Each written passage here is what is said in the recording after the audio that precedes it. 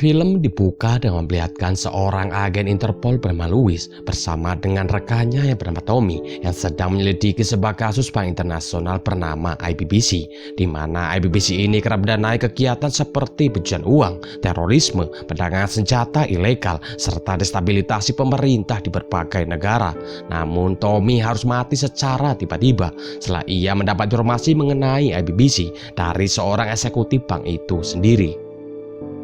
Setelah kejadian itu, di rumah sakit Louis beranggapan bahwa Tommy mati bukan karena serangan jantung, melainkan sengaja dibunuh oleh seseorang. Hal itu diperkuat dengan Louis yang menemukan bekas suntikan yang ia temukan di leher dari Tommy. Sementara itu di tempat lain, seorang asisten jaksa bernama Ella, ia mendapat kabar dari Louis mengenai Tommy yang telah meninggal. Lalu Louis pun meminta Ella untuk segera datang menemuinya. Malamnya, Louis bersama Ella, mereka pergi ke Departemen Pertahanan di kota Berlin untuk melaporkan kasus meninggalnya Tommy yang dirasa tak wajar. Namun di sana, mereka tidak mau membantu Louis karena kurangnya bukti yang dimiliki oleh Louis. Singkat cerita, Louis yang telah kembali ke Prancis, ia melihat berita mengenai kematian eksekutif IBBC tepat setelah Tommy meninggal. Esoknya ia pun menyampaikan sebuah hal kepada rekannya yang bernama Victor mengenai ketidaksesuaian berita yang diungkap oleh pihak IBBC dengan informasi yang selama ini telah ia kumpulkan, sehingga ia berniat untuk pergi ke IBBC yang berada di Luxembourg dan menanyakan hal itu kepada pimpinan IBBC yang bernama Skarsen. Esoknya, Louis pun mendatangi IBBC untuk bertemu dengan Skarsen. Tapi di sana, Louis hanya dipertemukan dengan penasihat resmi dari IBBC yang bernama White serta seorang komisaris dari IBBC. Di sini Louis pun sedikit tidak terima karena ia datang untuk bertemu langsung dengan Skarsen. Namun karena terpaksa, ia pun menanyakan ketidaksesuaian berita dengan informasi yang ia miliki. Mendengar hal itu, sang komisaris pun melakukan sebuah pembelaan terhadap pihak IBBC dengan mengatakan bahwa semua itu hanya sebuah kesalahan dalam penulisan sebuah berita, sehingga Louis pun harus pulang dengan tangan kosong. Sementara itu di tempat lain, Ella menghubungi istri dari eksekutif bank IBBC melalui sebuah pesan chat dengan tujuan untuk menggali informasi mengenai perdagangan senjata ilegal yang dilakukan oleh IBBC. Lalu wanita itu pun mengarahkan mereka untuk berbincang dengan seorang pemilik perusahaan pembuat senjata bernama Calvini yang tinggal di Italia. Sedangkan Louis yang telah kembali, ia mendatangi Victor serta menunjukkan bahwa ponsel miliknya telah disadap oleh pihak IBBC, sehingga ketika Louis datang ke sana, mereka telah mempersiapkan diri untuk membuat sebuah pembelaan. Kemudian perbincangan pun berlanjut mengenai dirinya bersama Ella yang akan pergi menemui Calvini. Kemudian scene pun berpindah kepada seorang pria yang menemui seorang polisi. Di sana terlihat pria itu memberikan sesuatu kepada sang polisi.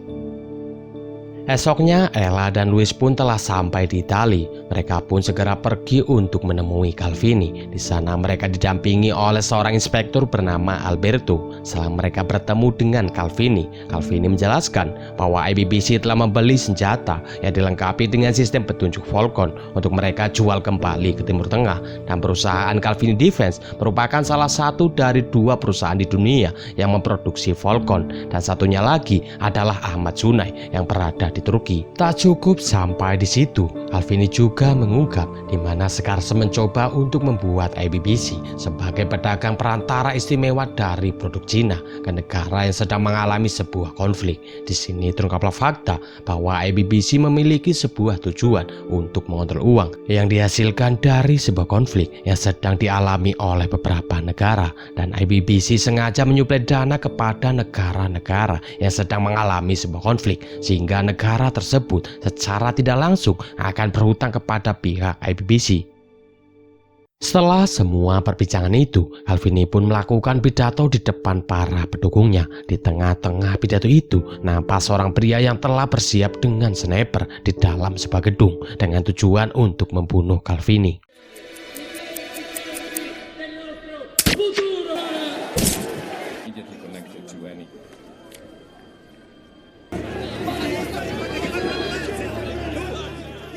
Kemudian para polisi pun mencari sniper itu yang berada di sebuah gedung. Pimpinan polisi di sana pun langsung menembak pria itu tanpa ampun. Lalu polisi itu pun meminta anak buahnya untuk mengamankan area sekitar. Dan di sini polisi itu nampak menjatuhkan sebuah selongsong peluru untuk manipulasi tim penyelidik agar mereka mengira bahwa pembunuhan itu hanya dilakukan oleh satu orang. Karena ternyata pimpinan polisi itu merupakan seorang polisi korup yang tidak bermoral. Sementara Louis, Alberto, dan Ella, mereka mengejar seorang pria yang dicurigai oleh Louis. Saat Ella melihat pria itu yang berada di dalam sebuah mobil, tiba-tiba Ella ditabrak oleh pria itu. Louis yang melihat hal itu, ia pun pergi dengan membawa sebuah pistol yang diberi oleh Alberto untuk mengejar pria itu. Namun ketika Louis telah berhasil menemukan mobil pria itu, ternyata mobilnya telah kosong.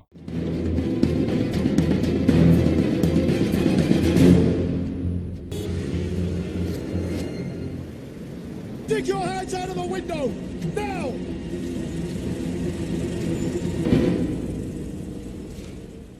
Sedangkan berita mengenai pembunuhan Calvini pun telah terdengar sampai kepada Scarson. Di sini anak buah Scarson pun menyarankan kepadanya untuk melakukan pendekatan terhadap anak dari Calvini agar IBBC terus menjalin kerjasama dengan perusahaan yang dimiliki oleh Calvini. Kemudian Scarson pun meminta anak buahnya untuk mengirimkan surat bela sungkawa kepada keluarga dari Calvini.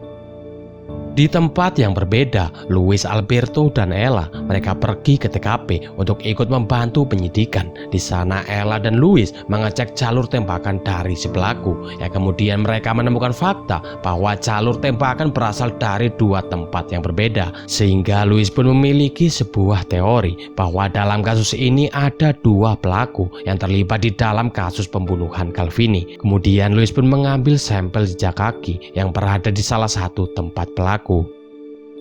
Esoknya mereka pun mencetak jejak kaki itu bersama dengan tim forensik. Di sini Louis menyadari bahwa ia pernah melihat jejak kaki yang mirip dengan sampel itu. Tak lama polisi korup pun datang dan meminta Ella serta Louis untuk tidak ikut campur dalam penyelidikan yang sedang mereka lakukan, serta meminta Louis dan Ella untuk kembali ke negara mereka masing-masing. Tanpa bisa berbuat apa-apa, Louis dan Ella pun segera pergi dari Italia.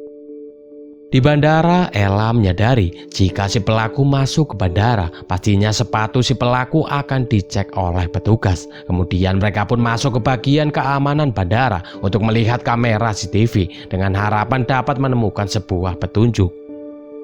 Ketika mereka telah melihat si pelaku di kamera CCTV, tiba-tiba ada salah seorang petugas bandara yang datang dan memberikan catatan penerbangan dari si pelaku dengan nama Timothy yang pergi ke kota New York. Tanpa berlama-lama, Louis dan Ella pun pergi ke New York.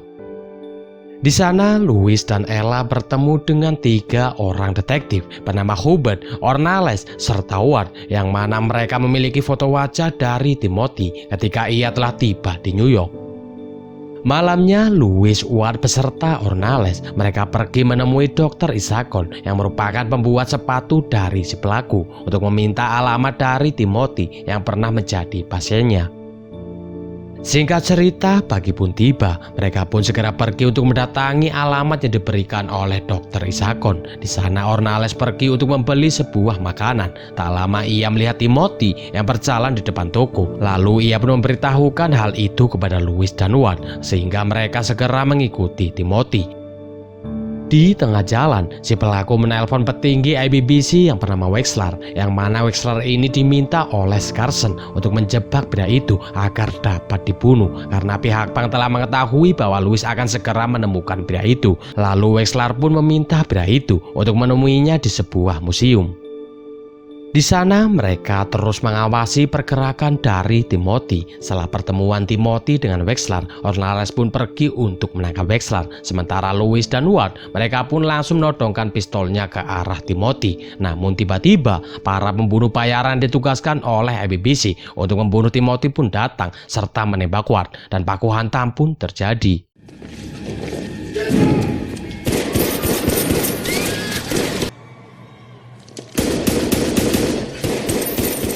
Ketika mereka telah terpojok, di sini Louis pun memutuskan untuk bekerjasama dengan Timothy karena ia harus menemukan bukti kejahatan dari IBBC yang dimiliki oleh Tommy. Namun sayangnya, Tommy harus tertembak oleh para pembunuh Bayern itu. Hingga pada akhirnya, Louis dan Timothy pun berhasil keluar dari museum. Tapi Tommy harus meninggal akibat tembakan itu.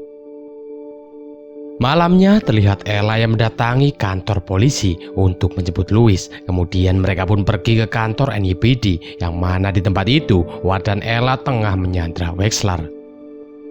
Setelah sampai di kantor, Louis pun mulai menginterogasi Wexler, di mana di dalam interogasi itu Wexler menjelaskan kepada Louis bahwa IBBC secara otomatis tidak akan tersentuh oleh siapapun dan pihak manapun karena jasanya yang membantu organisasi teroris, kartel pil kiri, pemerintah, serta perusahaan-perusahaan besar di dunia.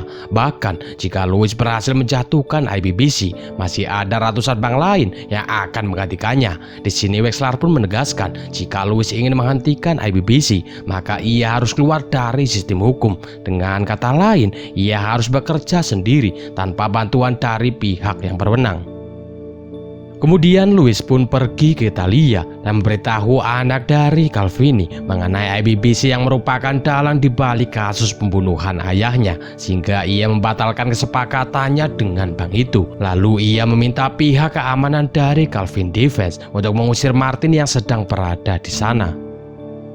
Setelah kesepakatan dengan Calvin Defense dibatalkan, Skarsen pun memiliki jalan lain dengan akan menjalin kesepakatan dengan Ahmad Sunay di Turki, karena hanya Ahmad Sunay lah yang memproduksi senjata dengan sistem petunjuk Falcon. Singkat cerita, Louis pun pergi ke Turki dengan bantuan dari Wexler. Di sana ia pun merekam perbincangan Skarsen dengan Ahmad Sunay agar ia dapat menjatuhkan IBBC dengan bukti yang telah ia dapatkan. Namun sayangnya ia ketahuan dan ia diusir oleh anak buah dari Skarsen sehingga ia gagal untuk merekam perbincangan itu. Sementara Wexler ia harus mati karena dibunuh oleh seorang pembunuh bayaran yang disewa oleh anak dari Calvini untuk membalaskan dendam dari ayahnya. Setelah selesai berbincang dengan Ahmad Sunay, Skarsen pun menghampiri Wexler yang telah meninggal. Kemudian ia pun melarikan diri setelah ia melihat Louis mengejarnya.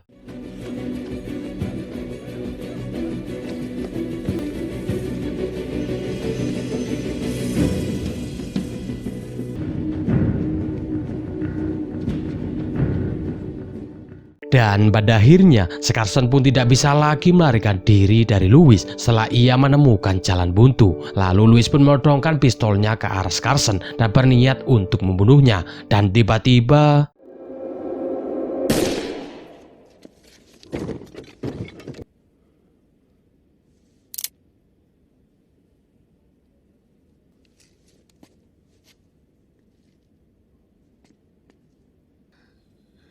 Con i saluti di Enzo e Mario Calvini. Di akhir film kita ditunjukkan dengan sebuah berita yang memperlihatkan bahwa IBBC berhasil melanjutkan operasinya meski ketua mereka telah terbunuh. Semua itu sama seperti apa yang dikatakan oleh Skarsen kepada Louis sebelum ia dibunuh, dan film pun selesai.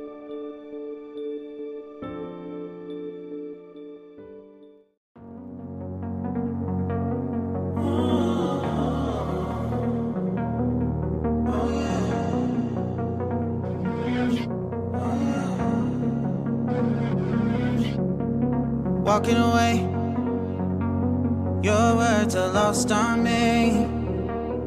It's taking everything not to turn around. Throw it away, see if you'll let go of me when you're not holding me. I can see it now. Hey, when I lose, but if I'm gonna lose you,